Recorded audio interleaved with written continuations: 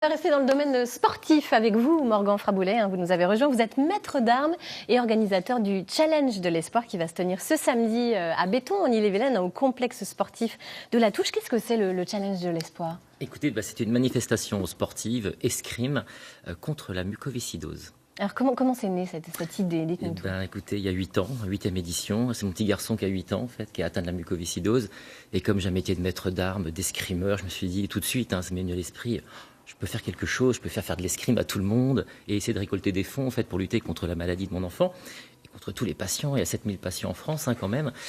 Et voilà, et donc est né le premier challenge, deuxième, et aujourd'hui sur le thème des pirates, comme vous le voyez, une belle manifestation qui a regroupé 250 participants l'année dernière, 7000 €. 35 000 € depuis la création du challenge. C'est beau ça. Et c'est beau, on est super heureux et puis on attend encore beaucoup de monde, je pense, samedi prochain. Sans hésiter, évidemment, bien sûr. Comment ça se passe très concrètement, justement, cette journée ?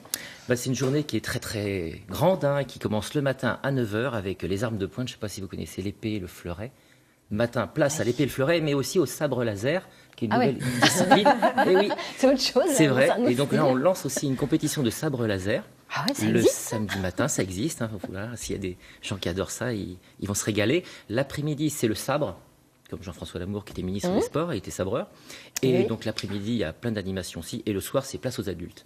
Et vous pouvez voir toutes les armes de l'escrime durant toute la journée.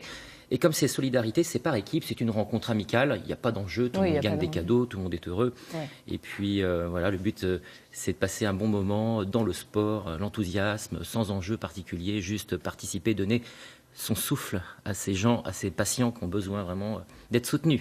Exactement. Alors, et en plus, vous avez une marraine, une championne bretonne cette année. Oui. Alors c'est super parce qu'on est soutenu aussi par l'association Solutions Riposte. J'entraîne des femmes qui ont le cancer du sein depuis 2-3 ans.